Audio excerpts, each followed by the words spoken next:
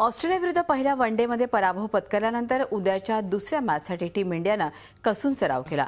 जगज्जेत्या ऑस्ट्रेलियाला त्यांच्या स्पीचवर पराभूत करणं किती अवघड आहे याची कल्पना धोनी ब्रिगेडला पहिल्याच मॅचमध्ये आली. ब्रिस्बेनमध्ये होणाऱ्या या सामन्यात पळच्या चुका टाळण्यावर टीमचा भर असेल, त्यासाठी संघानं मैदानात घाम गाळला.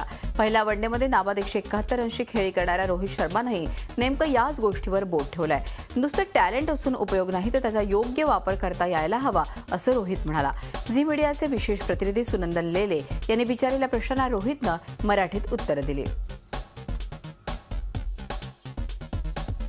रोहित, परवाच्या तुझ्या इनिंगबद्दल बोलायचं झालं तर सगळेजण तुझ्या टॅलेंटबद्दल खूप बोलतात, पण हे टॅलेंटनी शक्य नाही, कारण 171 रन्स, पूर्ण 50 ओव्हर खेळणं, तर तुझ्या मेंटल आणि फिजिकल कष्टांबद्दल बोललं गेलं पाहिजे. तुला काय वाटतं? मला असं वाटतं मेहनत पण सांगायला पाहिजे. टॅलेंट फक्त टॅलेंट नाही आहे, कारण की टॅलेंट तुम्हाला फक्त एक जागेवर घेऊन जाणार आणि ठेवणार, नंतर तुम्ही काय करतात ते इम्पॉर्टंट आहे. तर माझ्यासाठी मी जेव्हा पण मी बॅटिंग केलंय, मी असा नाही विचार केलाय की मी टॅलेंटेड आहे आणि काय पण करू शकतो मध्ये जाऊन.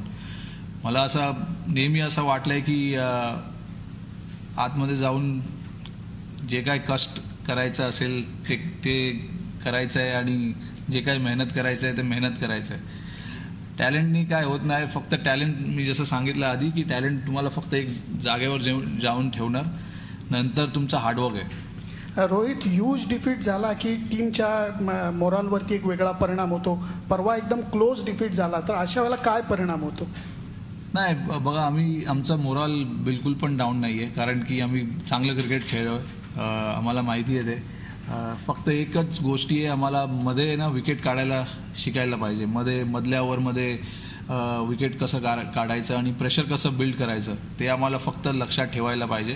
स्पिनर्स आणि जे कोण बॉलिंग टाकतात मध्ये, स्पिनर्स, बॉलर्स, फास्ट बॉलर्स, फक्त आम्हाला ते मध्ये ना ब्रेक थ्रू घ्यायला हॅबिट करायला पाहिजे, कारण की ते एकदम इम्पॉर्टंट आहे. कारण की मध्ये विकेट घेतल्यावर ते मोमेंटम थोडंसं शिफ्ट होतं ऑपोजिशन टीमवर, तर ते आम्हाला करायला लागणार. कारण की आम्ही बॅटिंग चांगलं केलं, इनिशियली नवीन बॉलपेक्षा चांगलं बॉल टाकलं आणि नंतर मध्ये आम्ही थोडासा लटकलो, म्हणजे विकेट नाही काढलं. तर ते आम्हाला एक फक्त आहे की मध्ये एक विकेट काढायचं, मध्ये विकेट काढायला शिकायला पाहिजे.